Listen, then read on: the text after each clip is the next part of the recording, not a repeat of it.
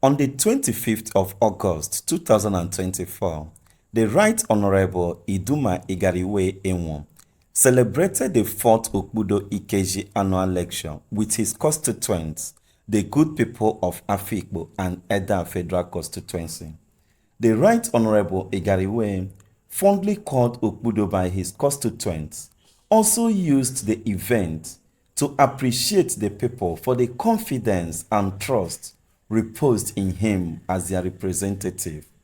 It also afforded him the opportunity to present clear roadmap for future developmental trajectories and to get feedback from the people on areas where urgent interventions are needed.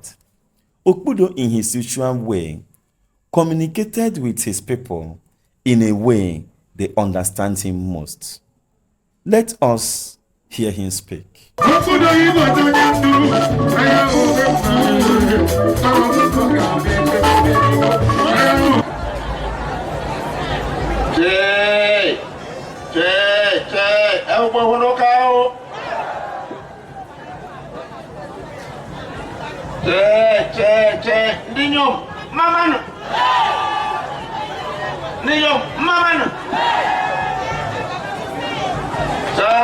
Edda Okpudo.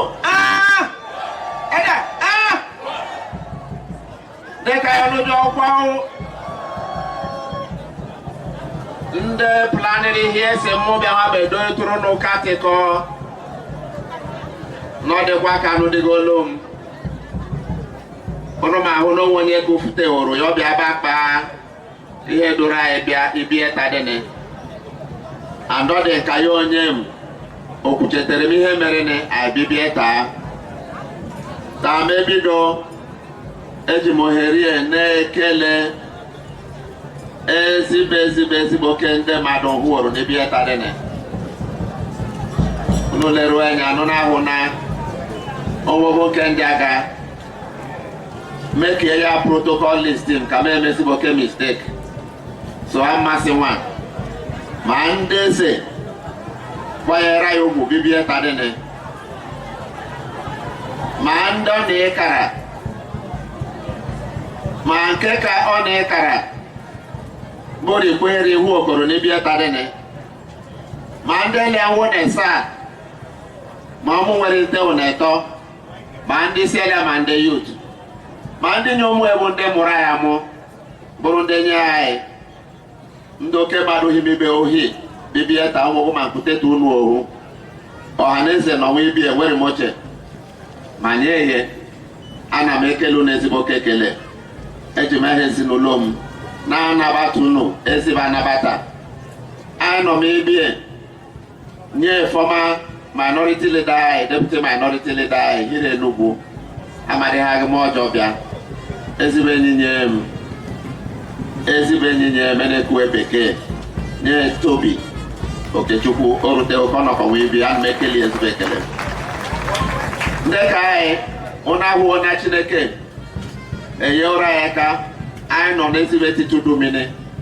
ọ bụ na ma ndezi anyị onye ọbụla ti ekwetere meka asịneke na mmiri ka echekwetu nwe na emebuge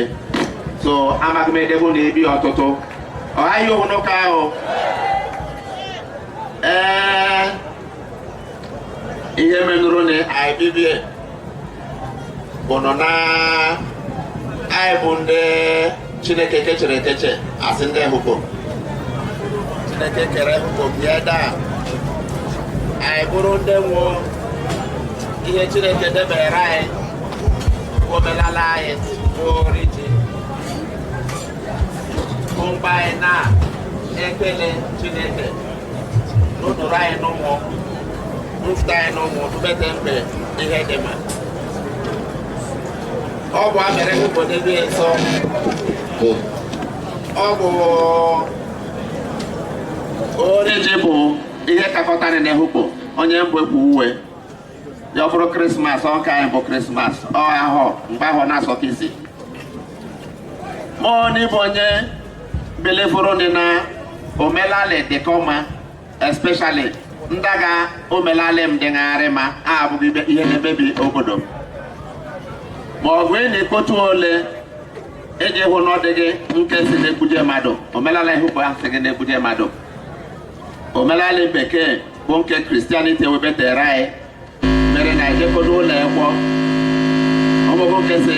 na-emebido obodo emebi so unu leruo anya anụ na-ahụ na onye kpere anyị ekpere bụ ezigbo oke nwere mte Fada Nwachi kpere m gụsịko n'omenala ihukpo bụ ihe anabatara n'ebe ọbụla so ọ bụ na adịje m ụtọ o ruo 20 anwa ihe bụzi akpa nọ anyị na-anọkọta hụwa na-ekele ọbasi dị elu n'oduru ehugbo n'ụmụ dubete mgbe na-eri ji ụnụ ji ahịa ekwukwe hụ ọ dị ndị ka ya adịghị ndị ji bara egbe ụnọmụ eke ji anọrụ ere 10,000 eleghị anya anọsụ mụ erie 5,000 o gosiri n'ụmụ nọmụ ala kacha akwa ọnụ ya Chineke mmeri ya ọ dị ya ịhụ a asị ya Chineke mesịrị meji ji ọhụụ fụtarị n'aka na mazụ ji anyị 10,000 naira so anyị na-ekele Chineke ezigbo oke ekele ihe anyị bịarịta dị ngagharị ezigbo ma unu ụlọ enyi anụ n'ahụ na ozinudu erim anọ mma agbalị na-enyiwe nkụrụsi m nyoji ya ọha ihe n'ụka ahụ taa abụghị ịzụkụ mbịarị ọkpa ihe mmeworo anụ m achọ na m asị unu na ọ dịghị ihe ọzọ mfụtarị ome n'ihe unu duhere ma abụghị nka ji aga mezie hụgbo ya Edda mgbe ụfọdụ nne ahụ ndị na-asị m bịa ebe a emehụ ha maọbụghị ehụ m maọbụghị nke dị na soshal midia a na nna ama na ọ bụ maka ana m emeche mere ya ọ dịzị ka ọmụmụ ihe ọbụla si emie na-ekwe Iduma Igariwey ya ọbịa bemie ya so onwe ihe ji asị mbe mie na-abụ m ihe iwe aja na-emeri unu because na ọ bụ na ndị duere m ozi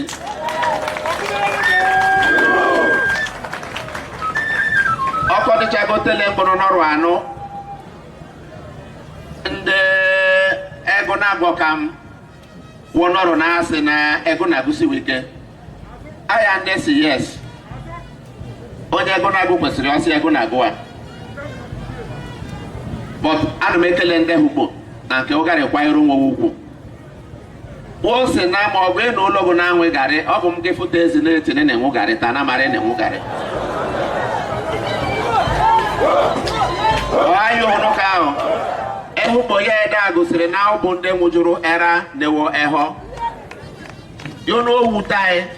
na ego na-agụ ụbọta anyị na-egosi na ọ bụ ha gịrị anyị fụtabe na-etipụta na amarị bọtụ ihe nnasị n'ụbụ n'unwe ndịdị ụfọdụ ihe na-emeta dị abụgụta agwụ bidoro like ihe dịga ka ihe gọọmenti kwesịrị omie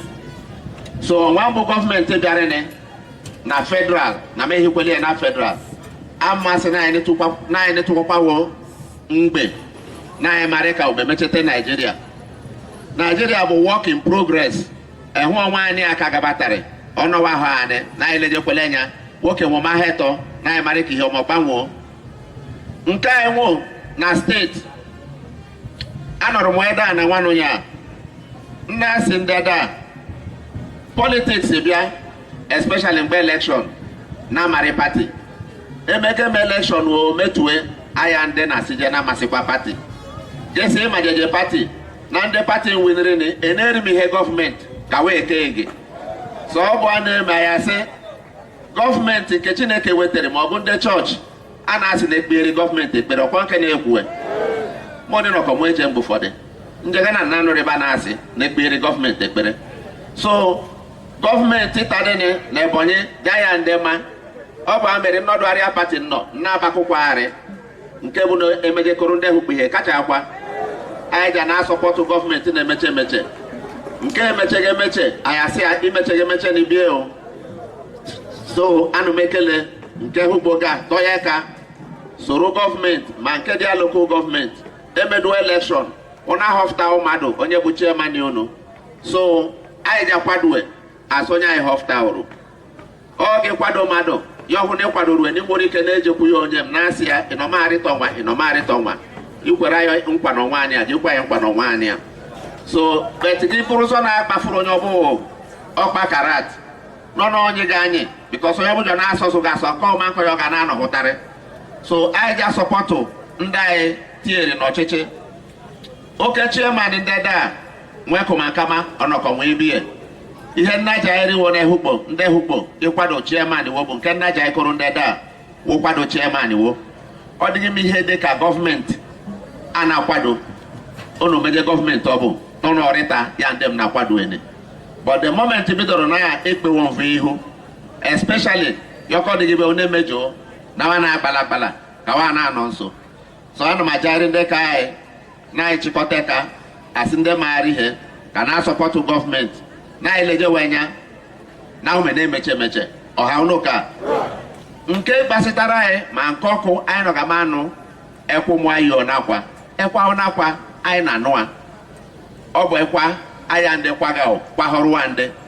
ọ dịkwanụ ihe na-ememe na ya anyị eme gị anị nkwa anyị na-ekwe ihe dịrị efu dịrị nwụ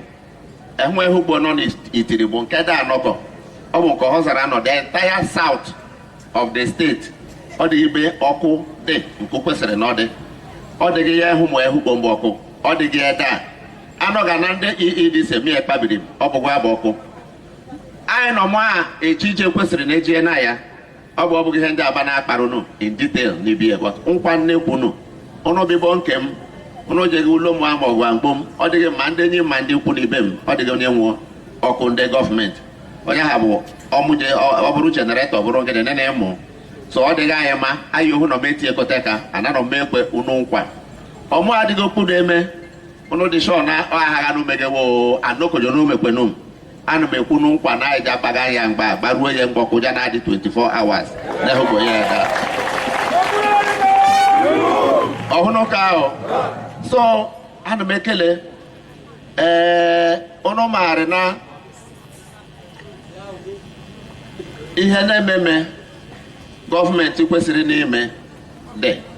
like nkwurụta dị na ya chọkwalere mụ na bụrụ na anyị bịara ori ji achọghị m ịkpa m ime ihe anyị na plani ome but one thing that achọkwara nọ n'ụmarị ehụ anyị nwetụrụ nwa occasion anyị nwere opportunity ịnọkọta bụ na ihe eji eme n'ehugbo ihe eji eme n'Edda in terms of projects dị ntụtụ atawo m emekiwo m sacrifice m kwesịrị emeki nke bụ na m ewetajere ndị ehugbo wa ndada ihe unu gebe ntị mgbe na-eme m introduce aka na-ekuche m deputy chairman ọ bụgwa chairman agụgụ m in fact mgbe anyị na-eme this 10th assembly a nọrọ ebe ọ na-achịkọta ya ekumafon asị nke a chairman ejeme gị nsi unu emesi m chairman unu debe m ibo unu je debe mbe na-ewetara ndị ehugbo wa ndada ihe ọ bụ mere nka bụrụ deputy chairman ya bọtadị so as far as I am concerned ọ bụ the most important sacrifice mmeworo ndị ehugbo nakwagharị m ọzọ ke ha chairman defense chairman interior chairman ports and harbor chairman this and that nsonu ha si am na deputy mbụ ya ọ bụrụ m ọmbụrụ deputy ma kpaa ikpe na Edda bụrụ m ọmbụrụ deputy ma kpaa ikpe ehugbo na ma asachi as deputy so ọ bụ the number one sacrifice mmeworo ndị ehugbo nchọ ebe ndị anọ na-azị ha na-eri maanị m marị nwenwo m marị ụlọ m ma bụrụ chairman army or chairman defense amarụ m ihe dị ya ụna amaga na-ahụ ihe unu na-ahụ na Edda ma ehugbo ọ bụ nwanna Iduma Igariwey jiri aeroplane bịa bụ hụnụ ja na-ahụ but ewere onye ọmụ anyị ndebe akwa so na ma ata ahụhụ za deputy for the good of our federal constituency so ọ dị mma so ana m ekele ụnụ ahụwo n'ihe anyị bịarịta dị bụ maka ihe a na-akọta na ubi ana m eme encourage onye ọbụla ego dị bata nwa nke ji mee lekene ịkpata ma nke niile kacha akwa ụsọ ha anyị dịga n'ụmụọ iwe dị nweji webere na ya na ofutere gị ihe nchọrọ na m emetụ nwe tikọta dị bụ ndị rice nụmarịa rice bịazụrụ ba na-adọ n'ọka m so onwe ndị anyị kwufutere anyị si bụ ndị anyị maarị na-akọga rice ọ bụ onwegwu nkegide ya ha na idetetu onye ọbụla So that year they have the total and I work with plan for ya and them. So in all the communities, they now Edda ye hubu. In fact, in kind of matter, I want them from Ifo, I want them from Ohozara, I want them from Onitsha. Because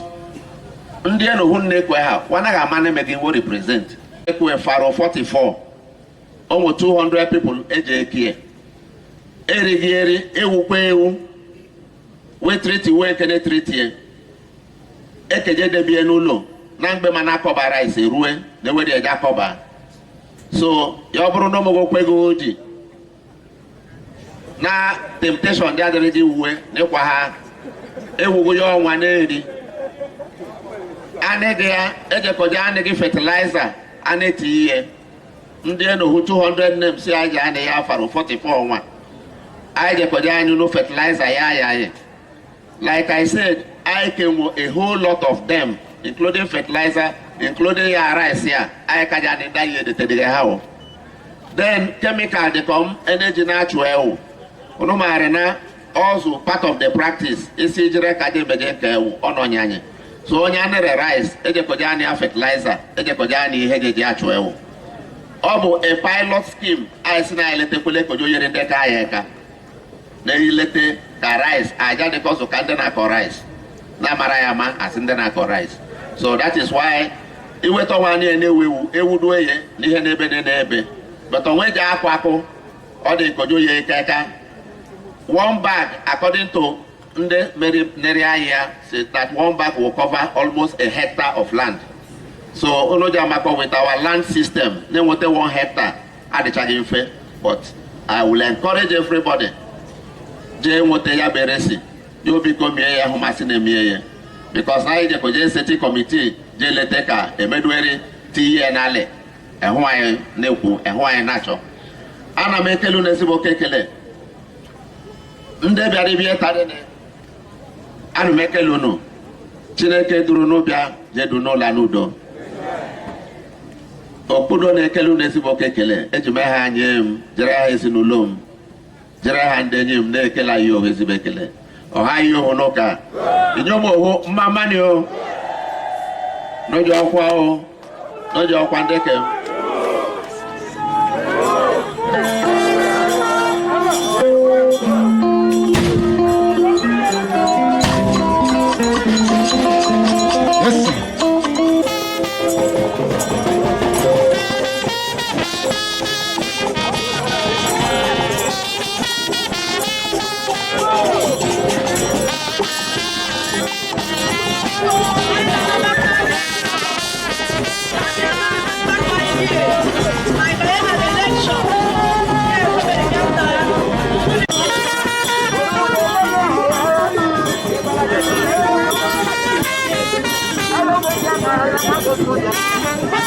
Yes,